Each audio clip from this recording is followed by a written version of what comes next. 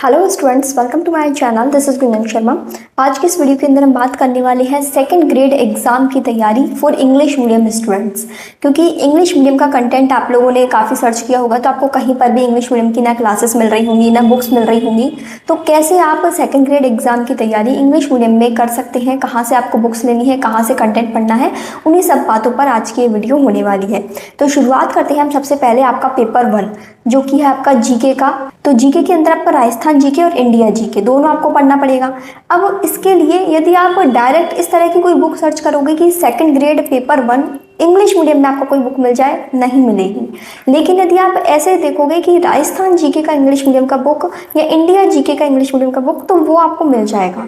जैसे आपका राजस्थान हिस्ट्री है, राजस्थान आर्ट एंड कल्चर है, राजस्थान ज्योग्राफी है, तो इन सब की या फिर कंबाइन एक राजस्थान जीके की बुक भी आपको मार्केट में मिल जाएगी इंग्लिश मीडियम की। काफ़ी सारी बुक्स हैं, अलग अलग पब्लिकेशन ने इंग्लिश मीडियम की बुक्स भी निकाल रखी है।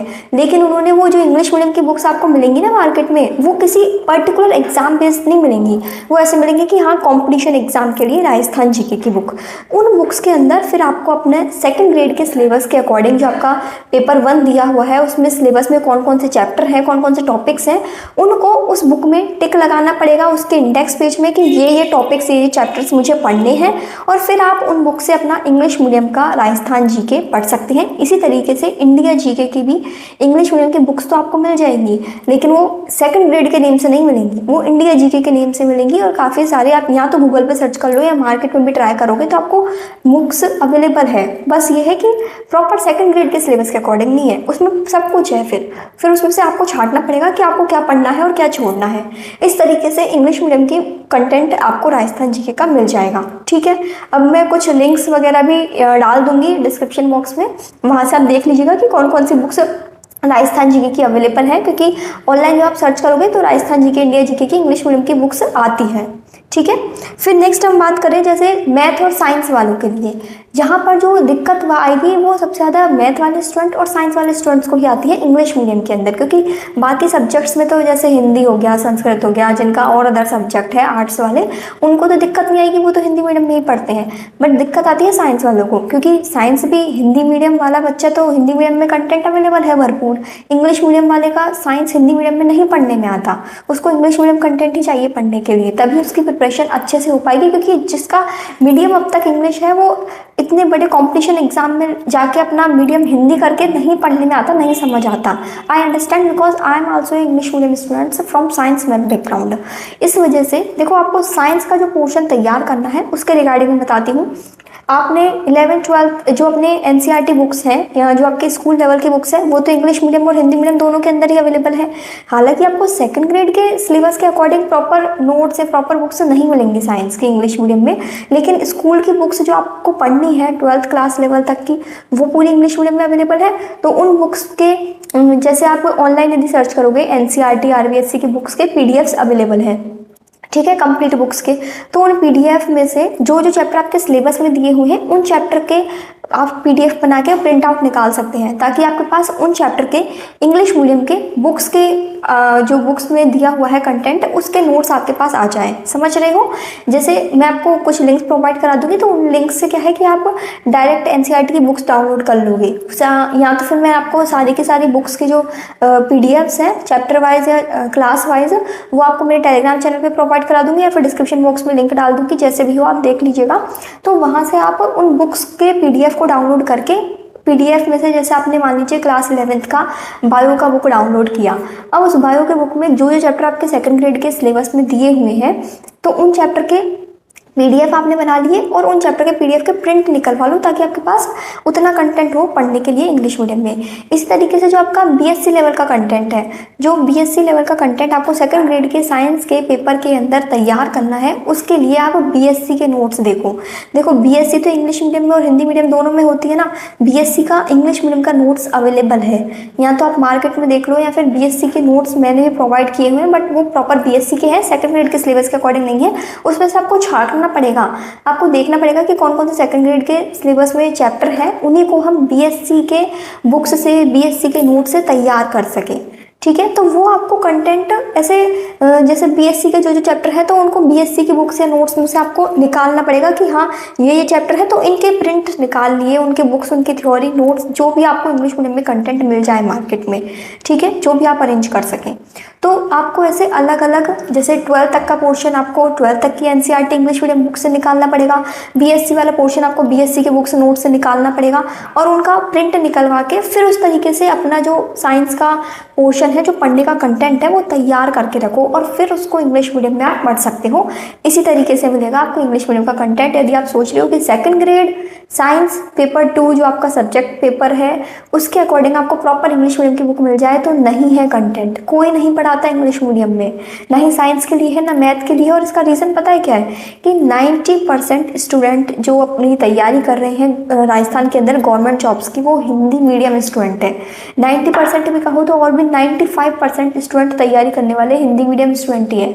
और इसी वजह से जो कोचिंग वाले हैं वो भी अपना फ़ायदा देखने के लिए सिर्फ हिंदी मीडियम में ही कंटेंट निकालते हैं, क्योंकि इंग्लिश मीडियम के बच्चे ही नहीं हैं, तो फिर वो इंग्लिश मीडियम का कंटेंट बेचेंगे किसको, पढ़ाएंगे किसको, तो वहाँ पर उनका उतना वो बन नहीं पाता है ना प्रॉफिट। जहाँ बच्चे ज़्यादा होंगे वहीं तो वो चीज़ें आपको प्रोवाइड कराएंगे, क्योंकि कोचिंग वालों का क्या है कि इंग्लिश मीडियम में भी प्रोवाइड कंटेंट बनाओ क्लासेस तो, और फिर मेहनत वहाँ पे भी उतनी ही लगेगी, लेकिन बच्चे तो पूरे के पूरे हिंदी मीडियम के ही हैं, इंग्लिश मीडियम के बच्चे बहुत कम हैं। ये तो अब धीरे धीरे बढ़ते जा रहे हैं, क्योंकि पहले का जो पैटर्न चल रहा है उसके अकॉर्डिंग इंग्लिश मीडियम में तैयारी करने वाले बहुत कम स्टूडेंट थे, इसलिए सारी कोचिंग वाले हिंदी मीडियम में ही कंटेंट बनाते हैं, हिंदी मीडियम में ही क्लासेस, हिंदी मीडियम में ही जो आपके बुक्स वगैरह हैं वो सब आपको देखने को मिलेंगी। इंग्लिश मीडियम का कंटेंट है ही नहीं, तो वो आपको अभी फ़िलहाल इस वक्त जो सिचुएशन है उसके अकॉर्डिंग तो खुद से ही अपना कंटेंट इकट्ठा करके तैयार करके और उसे पढ़ना पड़ेगा।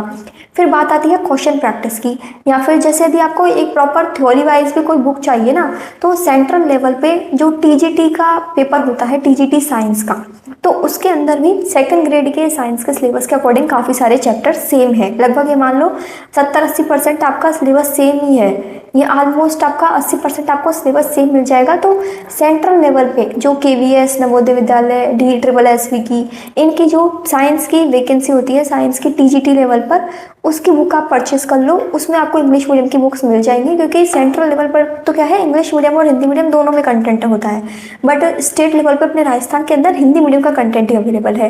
तो आपको टीजीटी की साइंस की बुक परचेस कर लेनी है, इंग्लिश मीडियम के साइंस के थ्योरी वाले कंटेंट के लिए भी, और यदि आपको क्वेश्चन प्रैक्टिस करना है तो क्वेश्चन प्रैक्टिस के लिए भी आप टीजीटी लेवल की बुक परचेस कर सकते हैं, क्योंकि दोनों का लेवल सेम है, क्वेश्चन उसमें वही सेकंड ग्रेड के लेवल तक के ही आते हैं, है ना। इसी तरीके से बात करूँ यदि मैथ स्टूडेंट्स की, तो मैथ स्टूडेंट्स को भी वही करना है कि जो आपके 12th तक की बुक्स हैं, मतलब 11th-12th की जो बुक्स हैं उनमें जो जो चैप्टर आपके सेकंड ग्रेड के सिलेबस में दिए हुए हैं उनको आप अपनी स्कूल लेवल की जो बुक्स हैं उनसे तैयार करें इंग्लिश मीडियम के अंदर कंटेंट के लिए। और जो आपका बीएससी वाला पोर्शन है बीएससी मैथ्स के अंदर, तो आपने जो बीएससी मैथ्स के लिए बुक पढ़ी थी नवकार पब्लिकेशन की, है ना, बीएससी मैथ के अंदर जो आपने कंटेंट पढ़ा था कॉलेज के अंदर, वो ही आपको तैयार करना है। अपनी जो नवकार पब्लिकेशन की बुक है उसके अंदर जितने भी सॉल्व एग्जाम्पल्स दे रखे हैं, जो भी थ्योरीज दे रखी है, थ्योरम वगैरह क्वेश्चन प्रैक्टिस के लिए, उनको आपको तैयार करना है। उस नवकार पब्लिकेशन की बुक से क्वेश्चन बाहर नहीं आएंगे, मतलब जितना आपको सेकंड ग्रेड एग्जाम क्लियर करने के लिए जो क्वेश्चन चाहिए वो उतना आपको बीएससी की वो जो मैथ की नवकार पब्लिकेशन की बुक है उसके अंदर मिल जाएगा। ठीक है, तो आप अपना सेकंड ग्रेड का मैथ का बीएससी वाला पोर्शन नवकार पब्लिकेशन की बुक से तैयार करें, 11th-12th का पोर्शन एनसीईआरटी की बुक से तैयार करें, और वो जो ये दोनों ही बुक्स इंग्लिश मीडियम में भी अवेलेबल है। जैसे आपकी बीएससी की मैथ की बुक इंग्लिश मीडियम में अवेलेबल है, तो आप वो बुक परचेस कर लो और उन बुक से अपना कंटेंट पढ़ो।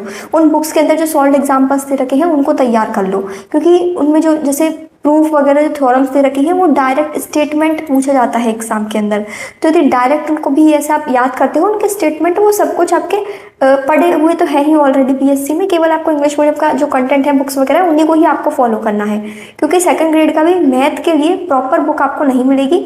यदि आपको थ्योरी वाली बुक चाहिए या क्वेश्चन प्रैक्टिस की बुक चाहिए तो आपको वही सेंट्रल लेवल पे जो टीजीटी की मैथ की बुक आती है, सेंट्रल लेवल पे जो 10th क्लास तक के जो टीचर बनते हैं उनके लिए टीजीटी के नेम से आपका एग्ज़ाम लगता है टीजीटी मैथ के लिए, तो वो बुक आपको खरीदनी पड़ेगी और उससे फिर अपने मैथ के जो कॉन्सेप्ट्स हैं इंग्लिश मीडियम के अंदर वो आप वहाँ से पढ़ सकते हो, और अपने मैथ की क्वेश्चन प्रैक्टिस भी आप वहाँ से कर सकते हो।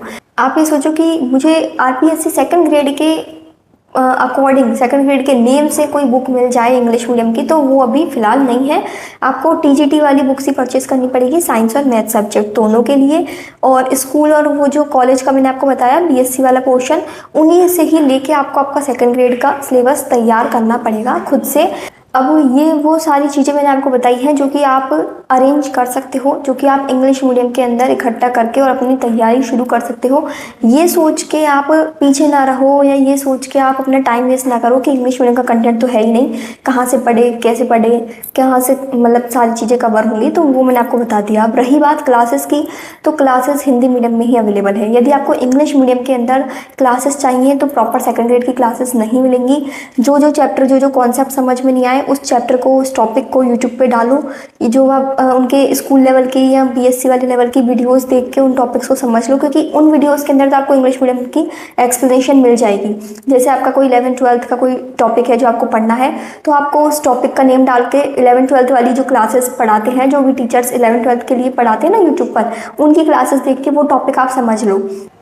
आई hope this video helps you and थोड़ा सा आपको एक गाइडेंस मिल गया होगा कि कैसे आपको आपकी तैयारी शुरू करनी है।